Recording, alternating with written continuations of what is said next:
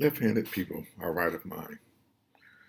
This was a running joke some classmates and I used to go back and forth at each other when I was in high school. We all believed that left-handed people were always smarter and more creative. This myth and many more have been going on for years. The myth that I will address is the myth of the divided brain. The interesting thing is, until I read this article, I truly believed that the brain was divided. I believe that the brain's two parts did different things. For instance, I was once told that the left side of the brain controlled cognitive functions such as thought, reasoning, and intelligence. I was then told that the right side of the brain controlled motor skills such as eye movement, arm movement, leg movement, etc. Anything involving moving. Let me provide to you some examples of why this is a myth. But before I do so, let me explain to you why it is important to remove these myths. As teachers, we have all been taught incorrectly about this myth, and it has almost provided us with ways students learn and students are taught. Children learn by many different methods.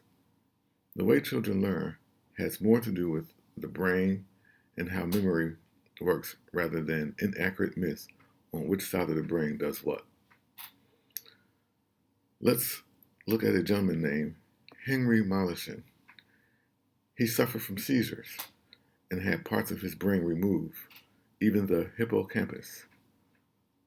What was discovered after the surgery is that HM, as we will call him, still had some of his short-term memory and can develop new memories as long as he practiced the new information he learned consistently. But every new experience would be soon forgotten because there was no need for his brain to hold on to this information. Again, this is why it is so important for us to disregard the myth that the brain is divided to a left brain or a right brain. The two hemispheres of the brain are linked by a bundle of fibers called the corpus callosum. This is what allows our two hemispheres to communicate smoothly and effectively. This level of communication that both halves implement is critically important to the learning process. To improve student learning, the first item we must take care of is how we think children's minds work, how their brains are operating. As teachers, we are taught to believe that children either have high cognitive skills or are very creative. This way of thinking has come from the false information that was gathered about the divided brain. Yes, the brain is divided, but not in the ways we've been taught.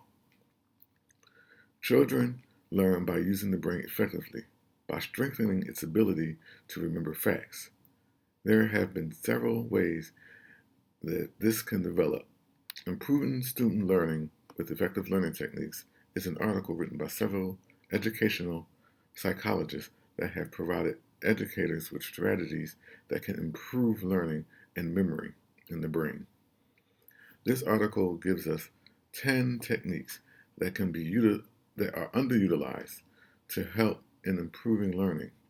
Some of these techniques are looked upon as low utility, which means that these techniques are not very effective. Others, such as elaborative integration, which is the process in which learners are prompted to generate an explanation for a stated fact. One study shows that prior knowledge is an effective way for this type of learning. Another technique, known as self-explanation, is a technique where children are given some explaining to their process during learning.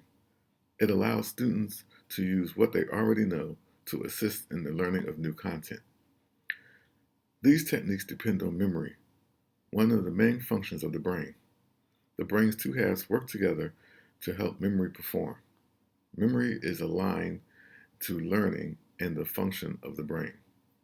We have been told some children cannot remember well because they are easily distracted. This is not as bad as it sounds. Carey tells us that forgetting is a friend of learning. The brain filters out information that we do not use on a consistent basis.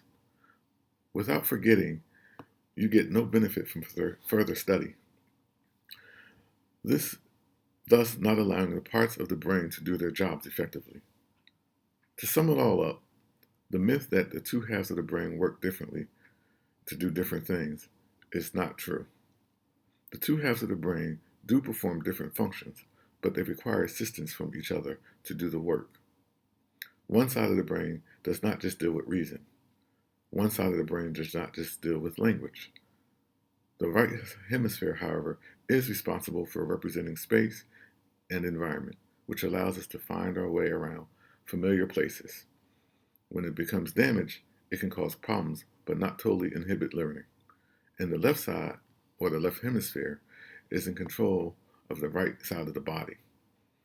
If you are right-handed, this is controlled by the left hemisphere. This hemisphere does control language and comprehension. This is not the left hemisphere only function and purpose.